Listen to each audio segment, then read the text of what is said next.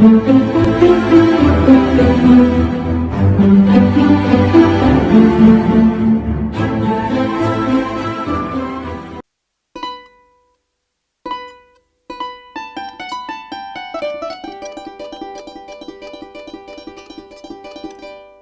vais faire juste deux remarques d'ordre général parce que je ne peux pas entrer dans les détails. La première leçon, c'est que le Sénégal démontre qu'il a un système électoral fiable. Parce que pour la première fois dans l'histoire de notre pays, l'opposition fait une telle percée à l'Assemblée nationale au point d'être en ballottage avec le pouvoir. La deuxième remarque, c'est que le Sénégal entre manifestement dans la cour des grandes démocraties, au sens où nous pouvons considérer qu'avec ces élections, on se dirige du point de l'hypothèse certainement vers des institutions électives beaucoup plus équilibrées.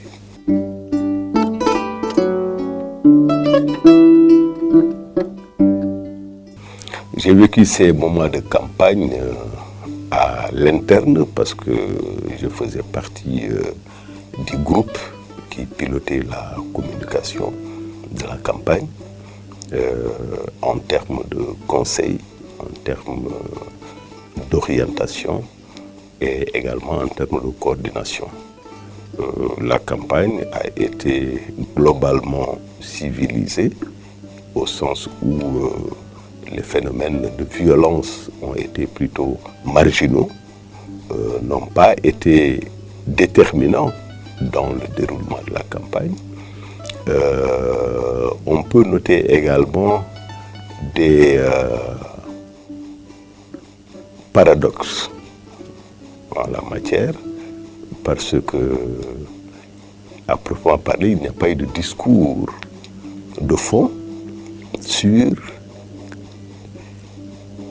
les législatives elles-mêmes. Les gens ont fait le bilan du régime de notre côté, parce que nous croyons que c'était une bonne approche.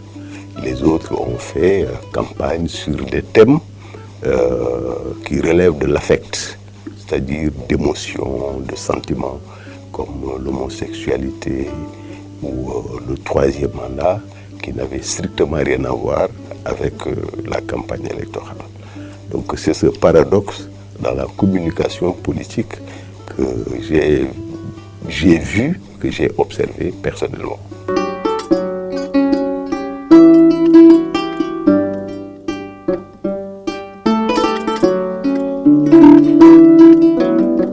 Mais dans le contexte actuel, je ne changerai pas une seule ligne des contenus. Peut-être j'aurais accentué tout ce qui est réseaux sociaux qui deviennent de plus en plus le mode dominant par excellence de la communication de masse. À côté effectivement de démarches sur le terrain qu'on appelle le porte-à-porte, qui a une démarche qui a donné ses preuves à travers plusieurs expériences dans le monde.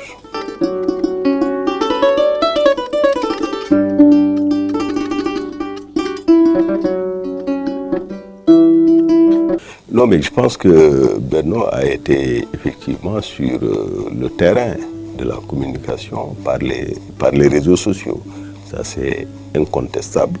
On peut maintenant évaluer le degré de présence, l'envergure, l'ampleur, mais Benoît a effectivement été présente dans les réseaux sociaux. On peut dire que c'est insuffisant. On peut dire que la stratégie a péché sur tel ou tel aspect, mais la présence n'en était pas réelle. Et il ne faut pas se tromper.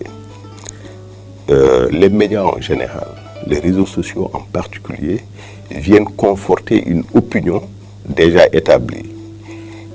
Ce qui change d'opinion par rapport à l'élection sont très peu nombreux.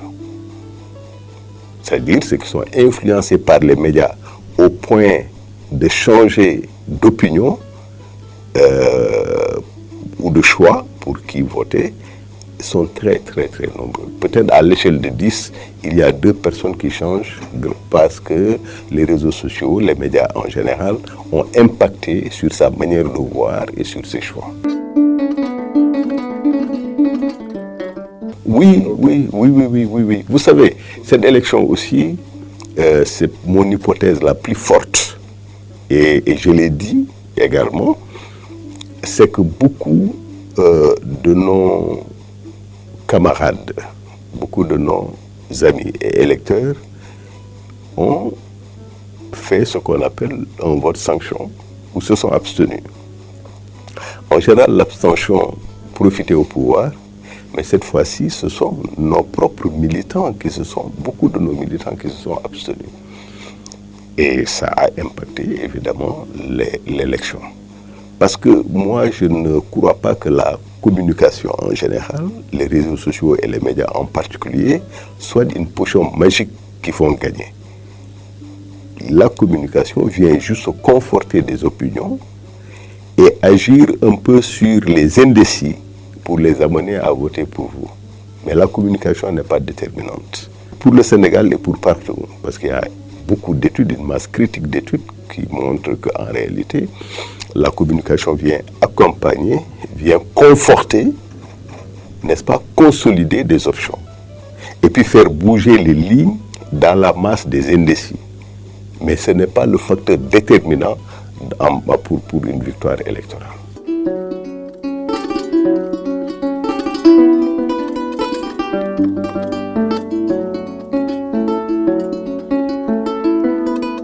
Ça, c'est pour moi de l'opinion.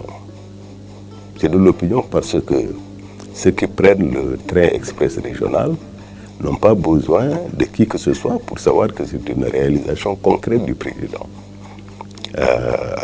D'autant plus qu'ils le vivent, non pas seulement en termes de commodité, de sécurité, de rapidité, mais également en termes d'effet. Parce que quelqu'un qui devait aller à l'hôpital principal va faire peut-être 25 minutes au lieu de 2 heures de temps en quittant Rufisque. Peut-être que également celui qui va en Casamance aujourd'hui peut prendre 2 fois l'avion, faire aller-retour, prendre la voie maritime ou prendre par la route, parce que la région a été complètement désenclavée. Mais cette personne-là qui fait ce voyage n'a pas besoin de moi ou de quelqu'un d'autre pour lui dire que la route existe. Mais en termes d'effet, peut-être, il faut davantage communiquer. Donc c'est en termes d'effet, d'impact qu'il faut communiquer. C'est-à-dire ce que cette route génère comme résultat et comme gain pour les gens. Mais là, l'infrastructure en elle-même n'a pas de sens. Elle n'a aucun sens. Ce sont les effets qui ont un sens pour l'utilisateur. Donc là également, j'entends énormément de commentaires. Oui, bon, on ne parle pas de réalisation du président. Si, les gens en parlent. Les médias en premier lieu. Parce que quand on inaugure un ouvrage, il y a les médias. Les médias en parlent. Les médias locaux, communautaires, comme les médias nationaux, comme les réseaux sociaux, mais comme dans les discours aussi, mais également dans l'usage de ces infrastructures-là. C'est parfaitement bien connu. La communication, elle ne vient que pour valoriser surtout les effets et les impacts, mais pas sur la réalisation elle-même.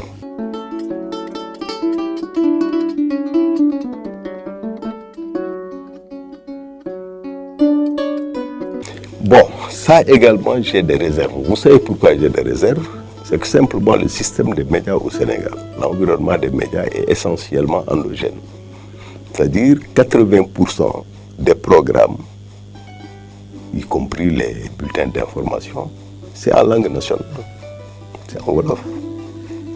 Premièrement. Deuxièmement, n'importe quel micro tendu est fait et en Wolof et en français, ou en français et en Wolof. Il y a aujourd'hui un système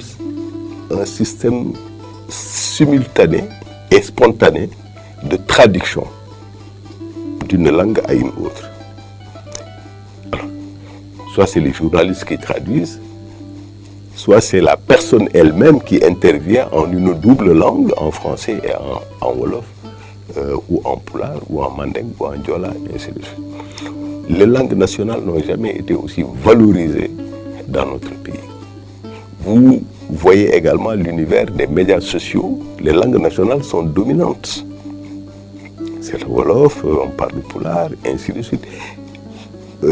Vous savez, ce que j'observe en tant que sociologue de l'information et de la communication, c'est que de plus en plus, les outils de communication avec la société changent. Quand je dis les outils, c'est un terme tout à fait banal, mais ce que je veux dire, c'est que notre manière de s'habiller change.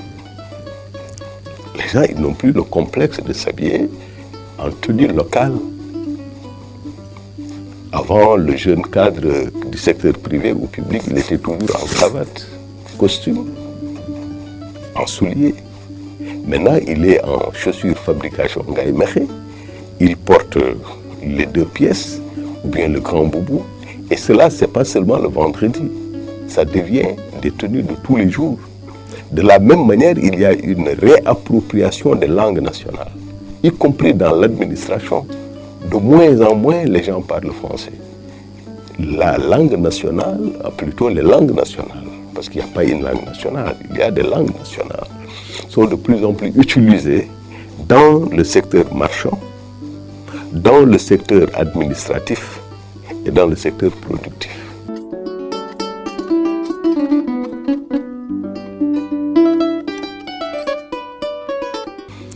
Ce que je lance aux Africains au sortir de ces élections, c'est un recours systématique aux langues nationales.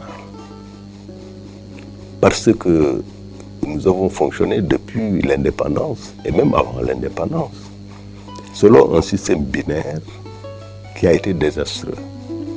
D'une part, une petite élite autour de 1-2% de la population qui parle les langues occidentales, ici le français, et 98% de la population qui sont restés ancrés et dans leur tradition et dans leur langue.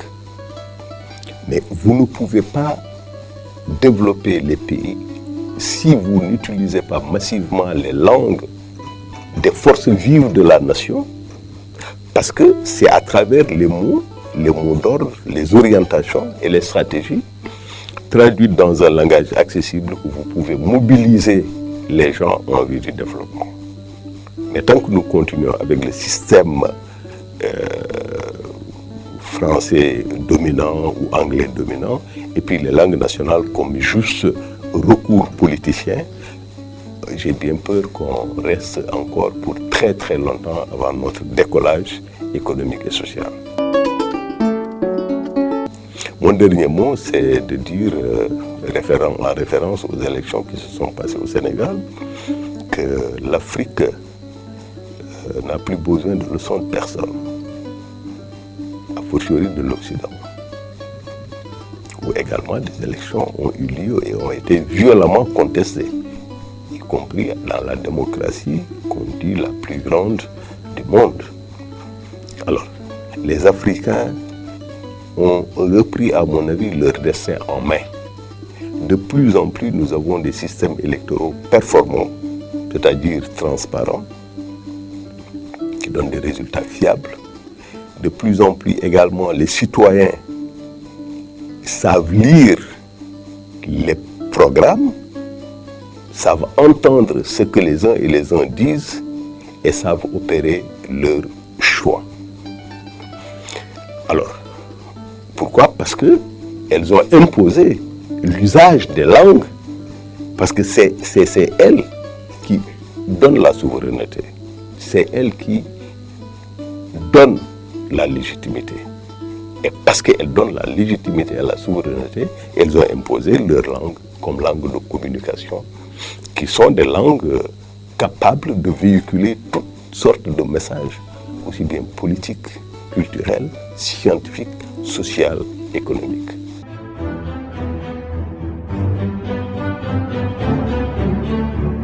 Thank you.